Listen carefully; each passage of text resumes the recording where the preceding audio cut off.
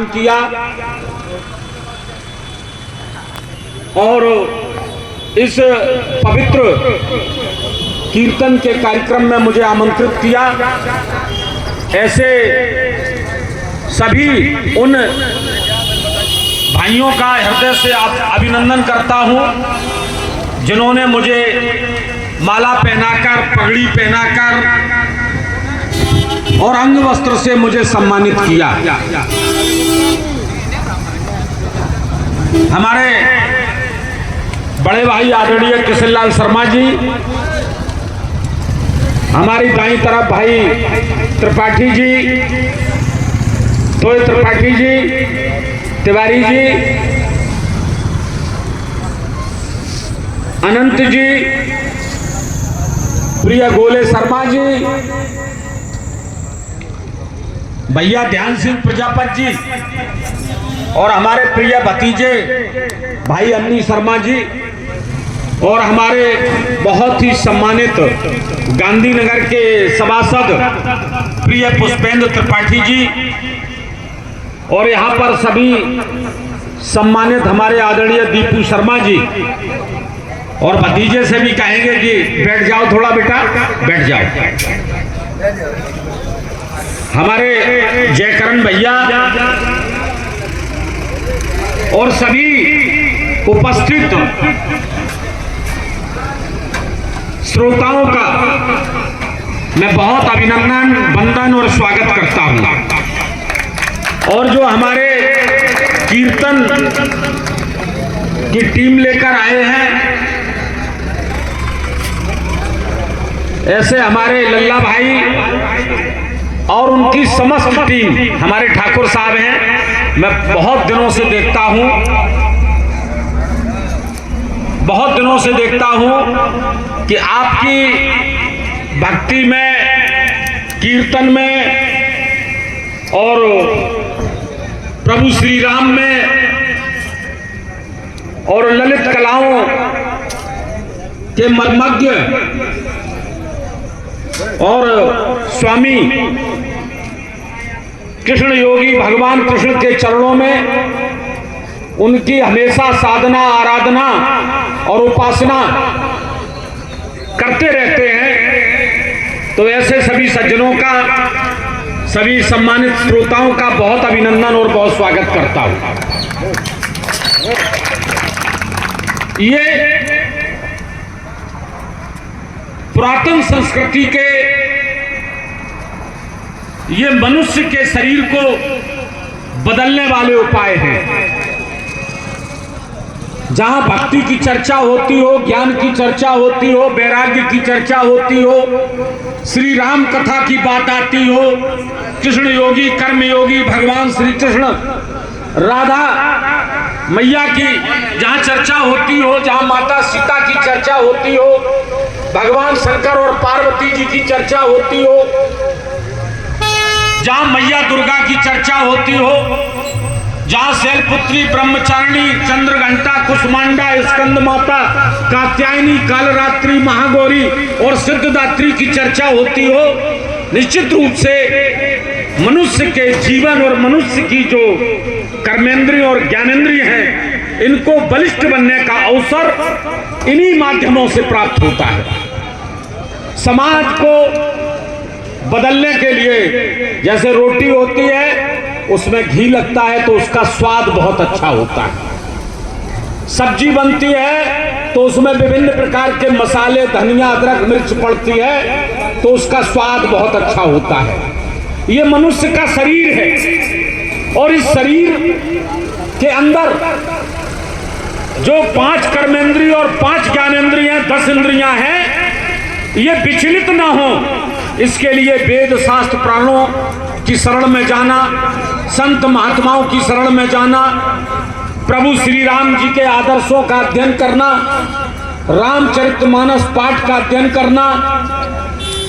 तो ये जो संत समागम होता है वो इन्हीं माध्यमों से मिलता है।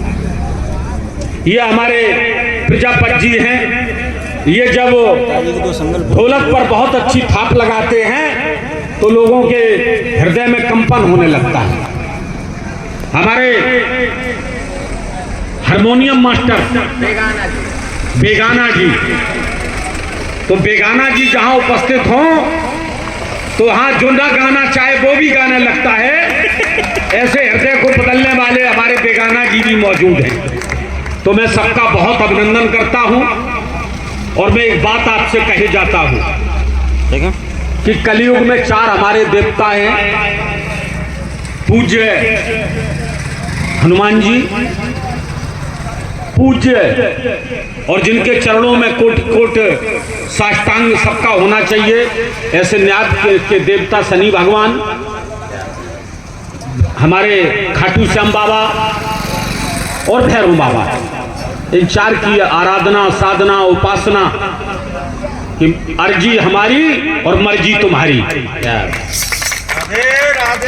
भगवान की हम लोग हमेशा अर्जी लगाएं और चलती फिरती एक पूजा है। हो सकता है आपसे माला आप नहीं जप सकते हैं, चूंकि मानव जीवन है, इसमें बहुत सारे काम होते हैं, सांसारिक हम लोग भ्रमर में हैं, घरेलू हमारी जिम्मेदारियां हैं। लेकिन जो कार्य अपने को पसंद ना आए, जो व्यवहार अपने को पसंद ना आए, वह कार्य और व्यवहार कभी भी दूसरे के साथ नहीं करना चाहिए। ये सबसे बड़ी पूजा है। अपने से इंसाफ मांग लो, अपनी आत्मा की आवाज आपको मिल जाएगी। गाली आपको पसंद नहीं, आप किसी को गाली मत देना। दूसरों का धन आप समझते मेरे धन को कोई दृष्टि कुदृष्टि न डाले, मेरी बहन बेटी पर कोई कुदृष्टि न डाले। मैं जाऊं किसी के दरवाजे तो मुझे सम्मान मिले, इसलिए कोई भी 5 साल का वही बालक आए तो अपने दरवाजे कभी किसी का अपमान मत करना। कलयुग में ये सबसे बड़ी पूजा है।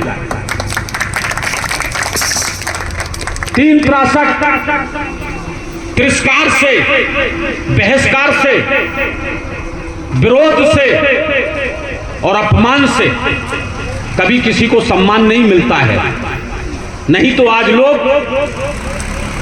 उन्हीं की पूजा कर रहे होते जिन्होंने कुटिलता से इतिहास को कलंकित करने का काम किया। आज इस युग में उनकी पूजा हो रही होती। रावण बहुत ज्ञानी था, बहुत विद्वान था, प्रकांड था, तीनों लोगों का विजेता था, लेकिन उसके शरीर में सकारात्मकता नहीं थी। इसलिए कोई भी व्यक्ति अपने बेटे का नाम रावण नहीं रखता है। यहां तक कि जो ब्राह्मण समाज के लोग हैं, ब्राह्मण समाज के लोग हैं, वो अपने बेटे का नाम रावण नहीं रखते हैं। सबसे पहले रावण का पुतला जलाने का काम करते हैं, क्योंकि उनके अंदर नकारात्मक शक्ति थी। इसलिए सकारात्मकता को आप लाएंगे। गरीब का बेटा देश का प्रधानमंत्री बन जाता है, चाय बेचने वाला देश का प्रधानमंत्री बनता है, और देश की दिशा को अगर किसी ने बदला है तो गरीब के हृदय में बेचैनी होती है, और जब बेचैनी होती है तो मूसलाधार बारिश होती है। ये जो हमारे गरीब बंधु बेटे हैं, कोई चाय बेचने वाला, खोमचा लगाने वाला, ठेला लगाने वाला, रेड़ी और रिक्शा और टेम्पो और ऑटो चलाने वाला, कोई छोटा नहीं होता है। यदि आजादी की दीवारें टूटती हैं, गुलामी की जंजीरें टूटती हैं, तो गरीब के पसीने से टूटती हैं, गरीब के संकल्प से टूटती हैं, गरीब के लक्ष्य से टूटती हैं। और जब जब इतिहास बदला है तो गरीब ने बदलने का काम किया। जिसके अंदर ललक होती है, मुंह में शक्कर होता है, पांव में चक्कर होता है, सीने में आग होती है और माथे पर बर्फ होता है, वो परिवर्तन करता है। इसलिए मेरे नौजवान दोस्तों, अपने आचरण को बहुत अच्छा बनाइए। आज राधा अष्टमी का दिन है। भगवान कृष्ण की हम लोग साधना आराधना में यहाँ बेगाना एंड पार्टी के द्वारा जवाबी कीर्तन का कार्यक्रम है। यहाँ पर बहुत समस्त दुकानदार भाई यहाँ मौजूद हैं। मैं एक ही बात कहना चाहता हूँ कि यदि तुम्हें कोई खोखला कर सकता है तो या तो आलस्य खोखला कर सकता है या दुर्व्यसन आपको खोखला कर सकता है। इसके अलावा आपको कोई खोखला नहीं कर सकता है। इसलिए दुर्व्यसनों से दूर रहिए और आलस को अपने शरीर से निकालकर उसका वध करने का संकल्प लेकर के जाएं। आपको कुछ नहीं करना है। आज के दिन अहंकार रूपी रावण और शरीर में जो आलस्य रूपी कुंभकर्ण है, इसका वध करने का संकल्प यहां से लेकर जाएं। हमारी माताएं बहनें भी हैं, उनके भी बच्चे आईएएस और पीसीएस बनते हैं। आप जितना भी इतिहास उठाएंगे, गरीब ने ही इतिहास को लिखने का काम किया है।